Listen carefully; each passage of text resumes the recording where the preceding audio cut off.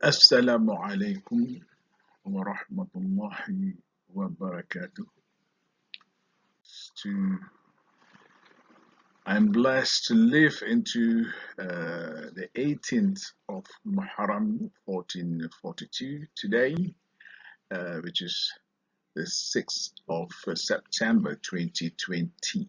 And I'm feeling good as an old man. Now, in this particular video,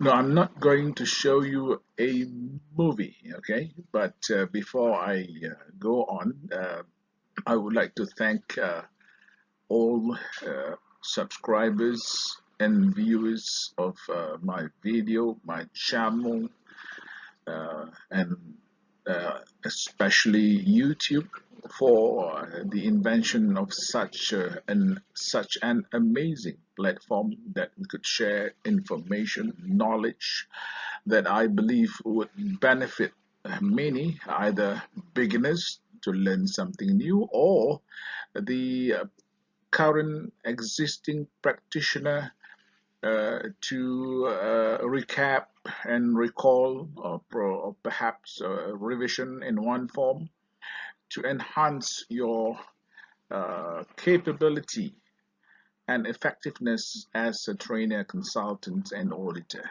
in your line of work and duty. So, in this video, we are going to discuss the law to, well, interpret the law. Of course, not my intention to supersede the authority, especially the Department of Environment Malaysia, who has been doing a very good job and with all sorts of limitation, but they are producing good job as far as this law and as far as getting people to comply with this law. Now, I believe you have heard of policies that that sounds like polluter pay. Yeah. Now this is a scheme in the law that well, I put it licensed to pollute there, but it's not actually licensed to pollute forever. It doesn't work that way. There's a limitation, and I believe the DOE is prepared to hear from you. Now, there are situations inevitably in our operation, okay, that render us difficult, if not impossible, to discharge certain types of air pollutants into the atmosphere, despite the fact that we have installed functional state-of-the-art air pollution control equipment, but still the emission concentration exceed what is stipulated under the law and what is stipulated for our respective types of industry based on the various type of schedules of the clean air regulation. When that happened, alhamdulillah, excuse me. When that happened, what do you think we should do?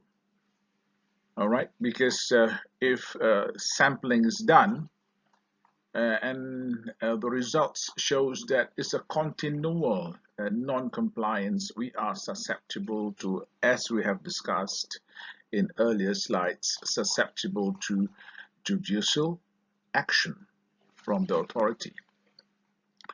And some of our facility is equipped. In fact, many of our facilities are equipped with the CMS, and the CMS is a direct, what they call input to the authority. And if the levels recorded via the system is stating something like spikes most of the time, or perhaps exceeding the standards too many a times. In fact, we are allowed only once or twice in a year. That would prompt, or that would trigger a more stringent action from the authority, and would amount to judicial action if you do not follow up or give a report and rationale of what happened. Okay, but in cases when our air pollution is difficult by virtue of the nature of our process, and by the fact that the air pollutant particle itself has got certain characteristic that it would pass or surpass or go through any kinds of filtration somehow, then that would render as that would be recorded as a high level of emissions in our reports. Now, if that happened, what to do? We are still in the middle of the Environmental Quality Act, discussing Clean Air Regulations 2014. And we are now approaching a very important provisions in the law. Okay, so this is what we are going to discuss today. It's not a movie, okay? And you got to remember this. You got to have what?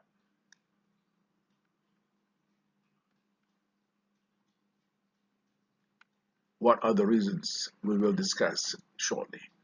Now, before I go on, please, my fellow Muslims, please refrain from watching this video, especially when the khatib is reciting khutbah, or you're listening to some scholars preaching and teaching religious lessons, kulyah and all this. Please refrain from watching this, all right?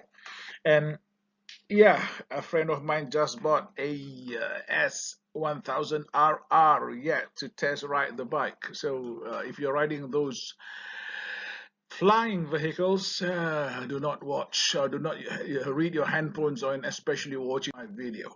Now, this is that particular provision. Look,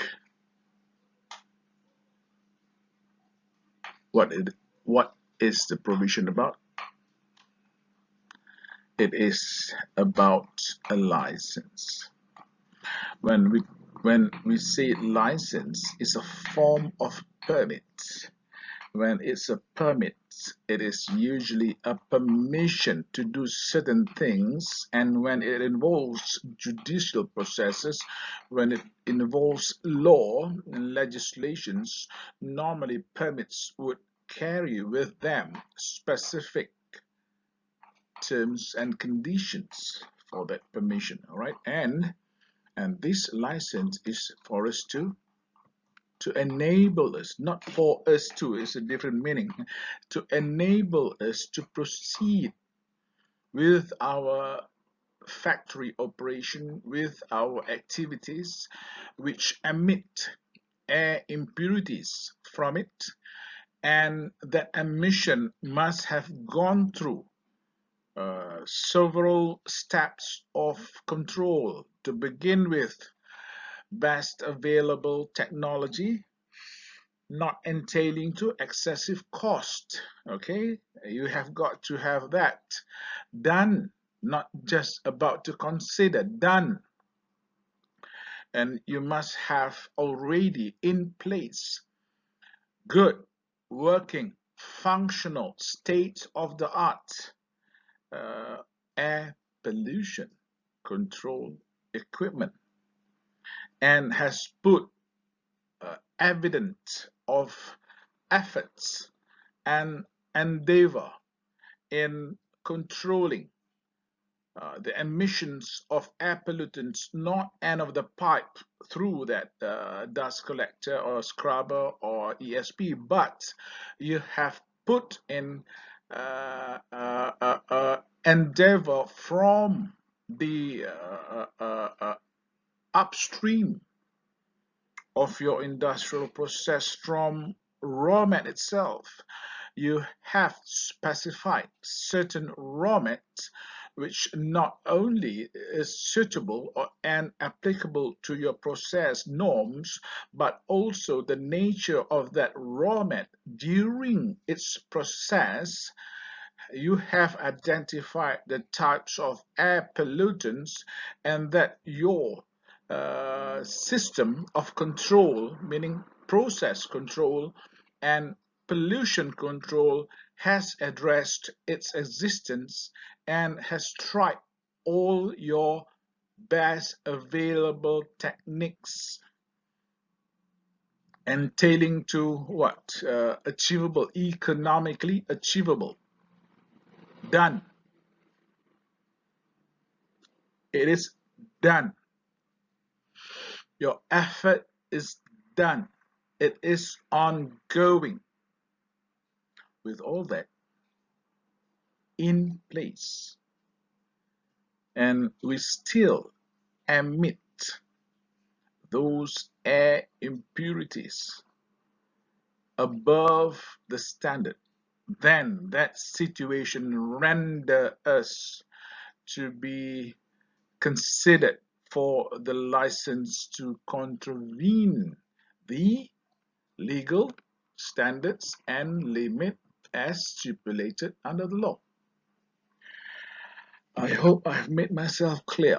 I'm not representing the authorities. They have a better way of explaining this. I believe so. But for me, based on my experience and years of auditing, we have seen, I personally have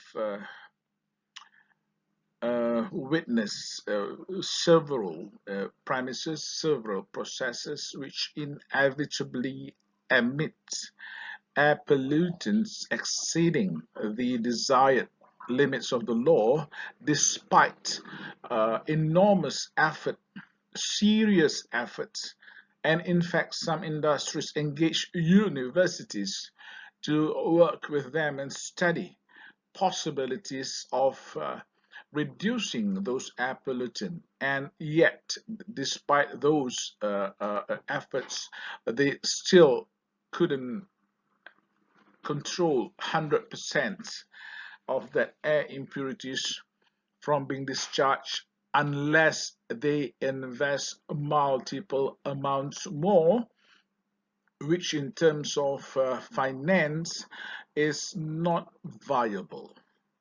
It's not my term, it's a financial term. This is what has been explained to us by several foreign investors, and we saw that those excess limits is just marginal. All right, and we are talking now about environmental compliance corporate entities. I'm not talking about those unscrupulous operators and factories that discharge all these air impurities and also other types of waste into the environment without prior effort in controlling. I'm not talking about those clan. I'm talking about those who have put good effort, evidence, in their endeavor to comply. Their objective is to comply to the law, not run away from the law or escape the law. So this video are especially also for top management who makes decision in the company. I hope you got time listening to this. It won't take long, but I want you to listen before you make your decisions, and also before you further negotiate or bring up your matter to the authority. So be prepared with informations that I'm going to discuss here before you go on to meet authorities, because they are very well trained people. They will ask questions that if you're not prepared with, I think you know the outcome. Now, under this regulation 25, apparently the license is to contravene this regulation, and also is part of section of the Environmental Quality Act, which is about prohibition of air pollution. Okay, and this regulation 25 enabled the DOE to receive your license application, and this license will be spelled out to contravene regulation 12 and 13 of the clean air regulation, whereby you know that regulation 13 especially is about emissions standard. Okay, now what do we need? Basically, I'm not talking about auxiliary requirement, which can be what you call can be an additional what you call requirement, can be issued by the DOE or the authorities. I'm talking about basic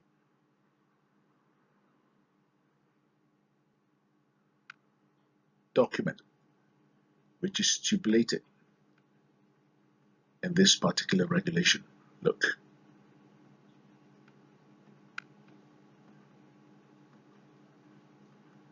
if you're familiar with effluent, we are quite familiar with wastewater characteristic study. And this is a version, another version, but for air impurities or air pollutants, which is called emissions of pollutants characterization report. Okay, what is it? What do you think this characterization report is? So this pollutants characterization report shall be part of the application. So what else is needed before I try to give you a brief understanding on the pollution characterization reports? License fee, and the application for license fee is 1,000 ringgit, and you don't get it back when your application is through or not through. Okay, now this is part of what we call the application.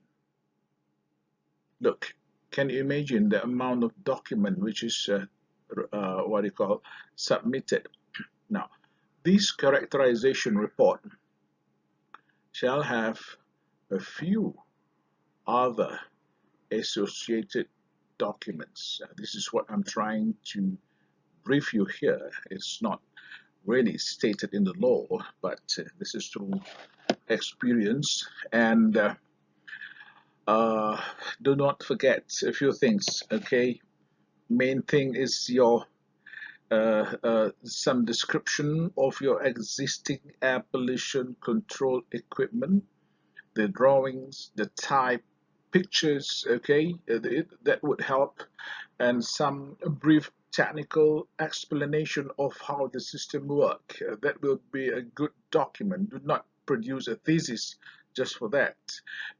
Just a brief description, because the DOE, they are well trained. They know what the equipment is about, and be prepared to answer questions, technical questions. Reminding you, excuse me. Alhamdulillah. Now, do not forget your plant layout as well. If you are jotting down this, please do so, because I'm sorry I don't write it down there for you. These are some basic, and there could be additional information as required by the authority. So please pay attention to them. I'm just giving a basic idea of what you need to have in your application. So remember, number one, existing air pollution control equipment, the basic design and description, okay, and the technical description of how it works. Pay attention on the mechanism, the functional mechanism of that equipment, and then please don't forget your plant layout. All right, your layout plan for the factory.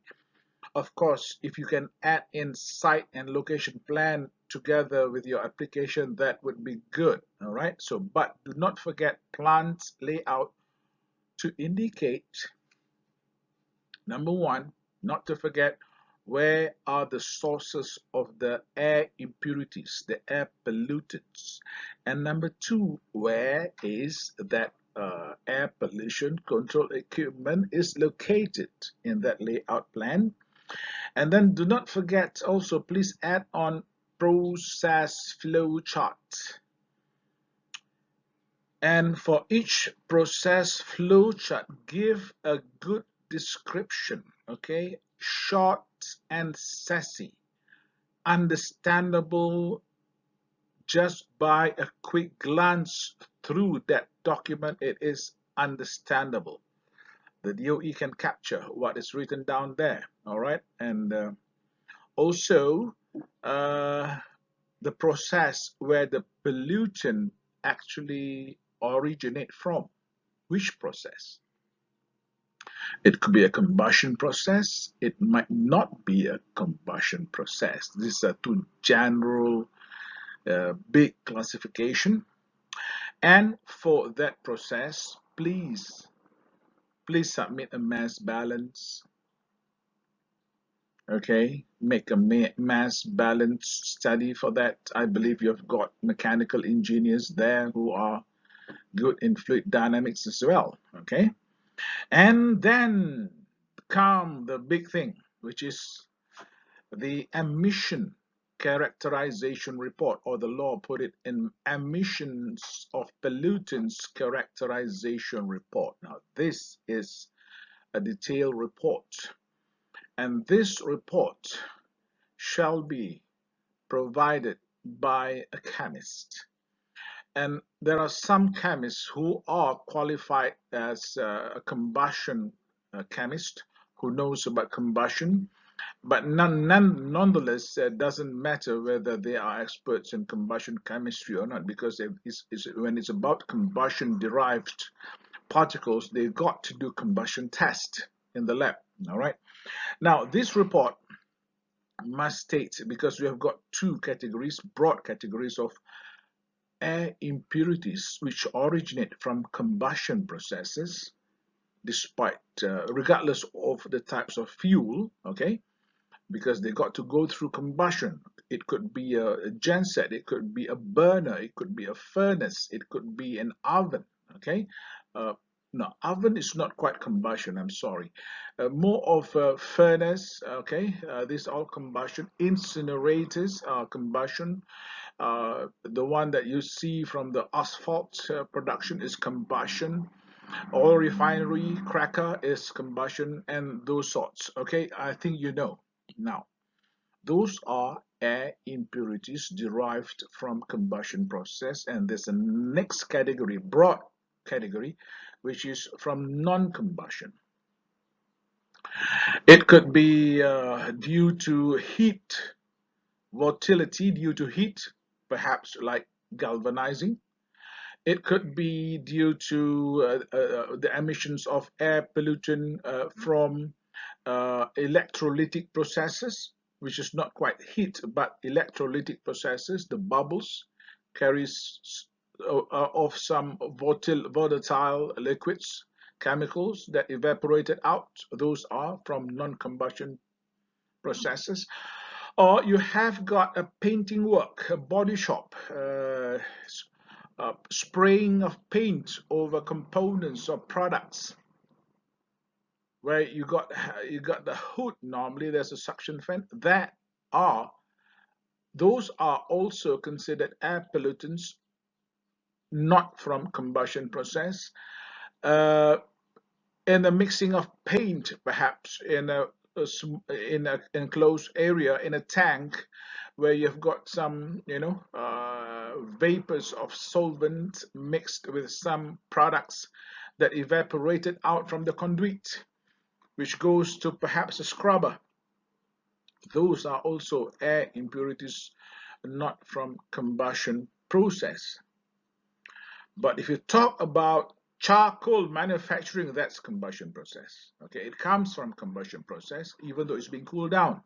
Okay, uh, loading and crushing, perhaps of certain rocks in quarry, or in perhaps fertilizer manufacturing, phosphate rock, barreling, pulverizing. Those are not from combustion process. I believe you know. I believe you know better than I do. All right, and I believe the DOE knows much better than I do, and I believe you're in good hands if you consult them after you have consulted your chemist, your chemical engineer, to produce characterization report, whereby in this report what is important is to know the physical chemistry of these particles, the behavior, how it reacts with moisture, for instance, how it behaves at different temperature, different air pressure. And of course, Bernoulli's principle might comes in, because some of these pollutants did not get through some of these stack or passes through the stack. Some of it, if it doesn't get through the stack, it's good, right? But it has got a tendency to blockage, to cause blockage of filter socks, okay, and also cartridges, due to its good interaction with moisture.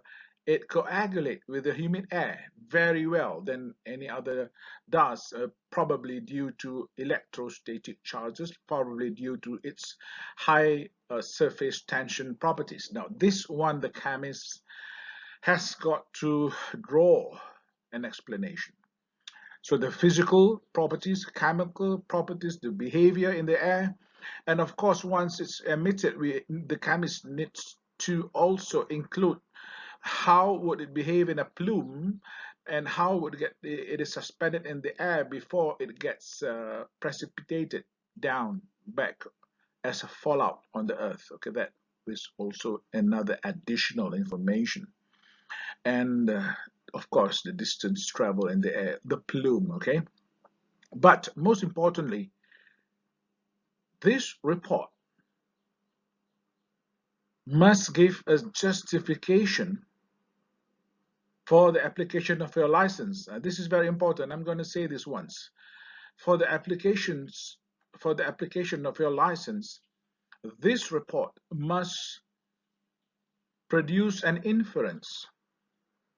What properties that this particulate or this air pollutant carries, that it is not filtered or trapped by the existing air pollution control equipment. That is the bottom line of this characterization report. Please do not forget that conclusion. I have seen many reports, enormous explanation, but they just forgot to tell why is the pollutant escaping the existing air pollution control equipment. That is the root cause, and that will give us a further avenue of study what to do. And if you're able to explain that, the DOE now can be confident that if they know that you are going to do something, and you know what you're going to do, what line of study, which area of physical chemistry you are going to study on the air pollutant, they may be less reluctant in issuing the contravention license. My friends, I'm telling you, contravention license is not like applying for a driving license.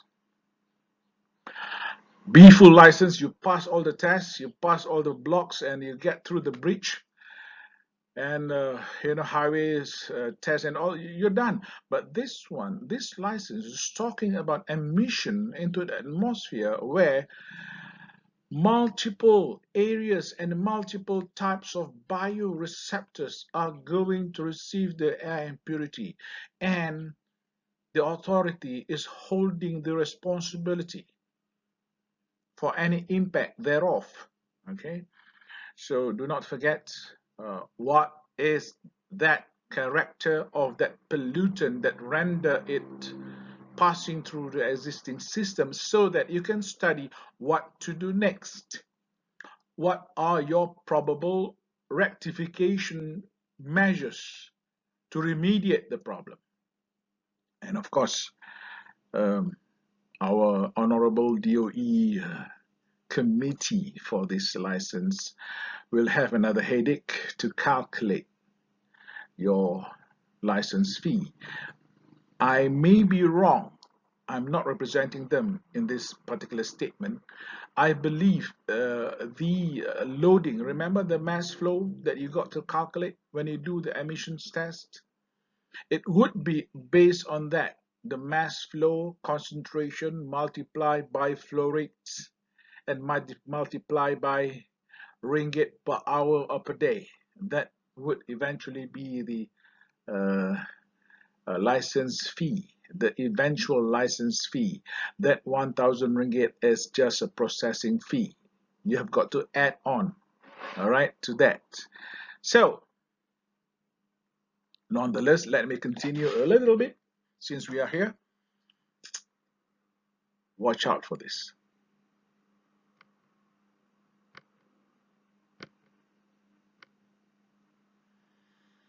Be careful. False information. I'm not going to speak about it because so far the industries that I've dealt with has never uh, given me my team, and during my course of work as a consultant, as a trainer, as an auditor, never come across false information. But I've heard from other parties, that they have declared some misleading information, not false, but I think it was misleading information, and that uh,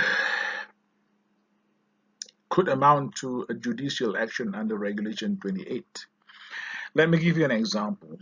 Some companies actually has got installed an incinerator, and knowing that incinerator is a legal term, is a technical term which is absorbed as a legal term. People know what incinerator is. It's actually combustion of waste. But some companies changes the term from uh, incinerator to perhaps oxidizer, for instance. And oxidizer is a term which doesn't trigger any kind of alertness that it is about combustion of waste. We thought, most people thought it is an oxidation process. But ironically, in some companies, there are some liquids or perhaps waste solvent, vapors, which has been burnt in so-called oxidizers. And when we went through and have a real technical check, we found out that it is not actually oxidizer. It doesn't look like incinerator. It looks like a horizontal sort of burner. But we went through into the mechanism of that combustion when we found out that it's incinerator. So be careful with all this. The DOE are well equipped. The authority, they are well equipped with information. They've got well seniors there, and even our young officers, they are highly qualified. All right, so please provide correct information. Yeah, I believe I don't have to talk about liability, do I? Now, if we produce a false information and we are found guilty, there's evidence for that false information. It's 100,000 ringgit or 2 years. Free meals and drinks in a minus 5-star hotel. I think you don't like that sort of hotel. So that is what I can share with you today. I hope it's enough adequate to start off your what they call consideration in this. Some of you might want to know about this, so here you are. So please share this video to those who wants it. It doesn't belong to me, so it is yours. Please benefit and yourself. Please let other people benefit from this information. This old man is not superseding the authority or other trainers. No, it's not my intention. I'm just my belief, my quest for free education. I was not able to complete all my educations because of the fee.